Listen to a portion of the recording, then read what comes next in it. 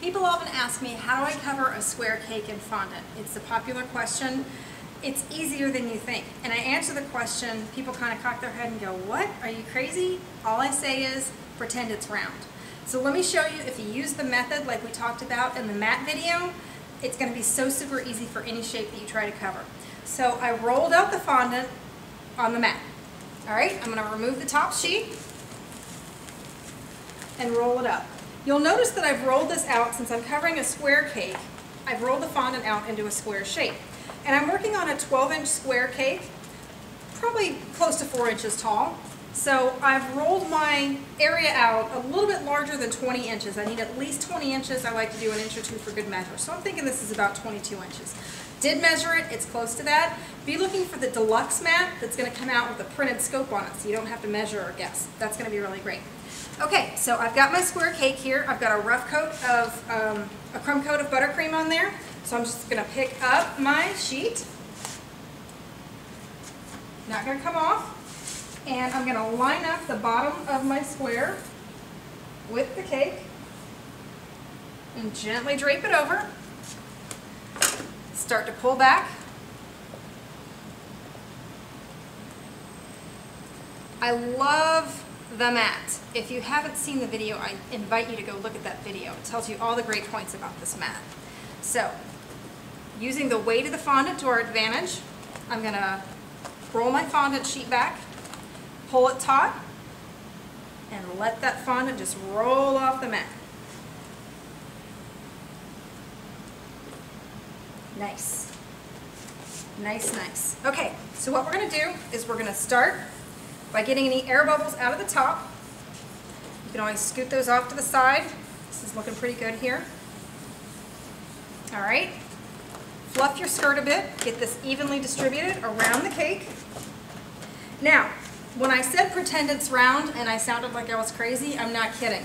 So we talk about, and with a round cake, instead of going all the way down with your hand, down one side of the cake, I want you to go 1 inch down all the way around. And if you stick to that method, it's going to be just as easy to get around the corners. So what we'll do is start going 1 inch down all the way around the cake. Using your other hand to fluff that skirt of fondant. And then working around to the front. See, look at me go over these corners with no problem. I'm just pretending it's round. And then I'm going to go 2 inches down all the way around. Fluffing the skirt with the other hand.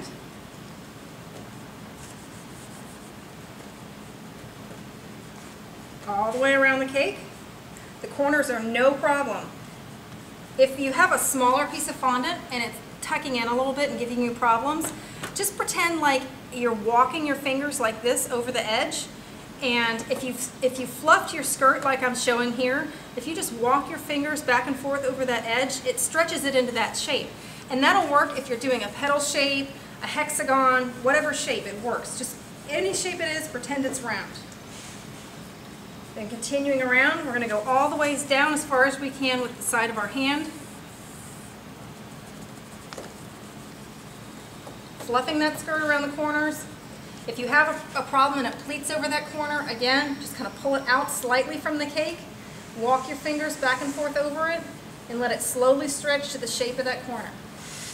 Continuing around, all the way down. Once you've got it as far as you can get it with your fingers, you're going to go back with the straight edge of your fondant smoother. Push, push, push.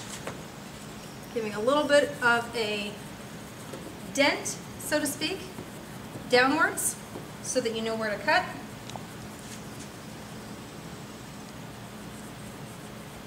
All the way around. Good firm pressure. And then you'll just go back with your circular blade. Cut right where that little dent was made.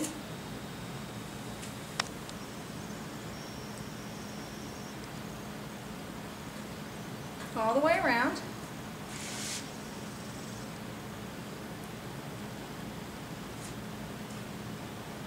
All the way around. And to where we started. Now if you'll just split your collar, and by that I just pull it apart in the back and pull it away from the cake. All of this, you'll just get the crumbs out of it if there's any crumbs that you got on that. you can knead back together and reuse. The buttercream's fine to knead back into there. Then just take your fondant smoother and go back around and smooth any flaws.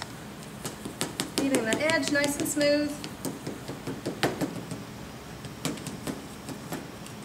So I hope you'll practice this method. You can use it with any shape, petal shaped, hexagon shaped, horseshoe shaped, anything. Just working down 1 inch at a time. Doesn't matter if you do the corners first or the sides first. Good luck with it. So my husband John, who's filming the videos for me, pointed out what a dork I am, that I was trying to do this without looking, going around the front, and then I dented the side with my fondant smoother. So let me show you that while the fondant's still soft, that you can absolutely fix that. So what I'm going to do, if you'll zoom in here, see where these dents are?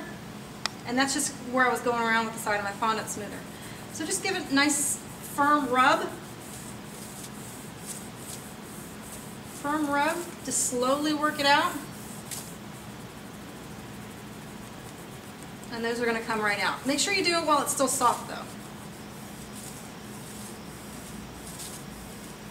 There we go. That looks good. If you prefer sharper edges, I kind of like a soft edge on all my cake so it looks natural. But if you prefer a sharper edge on the square, you can go around with 2 fondant smoothers and make more of a square edge. That works really great too.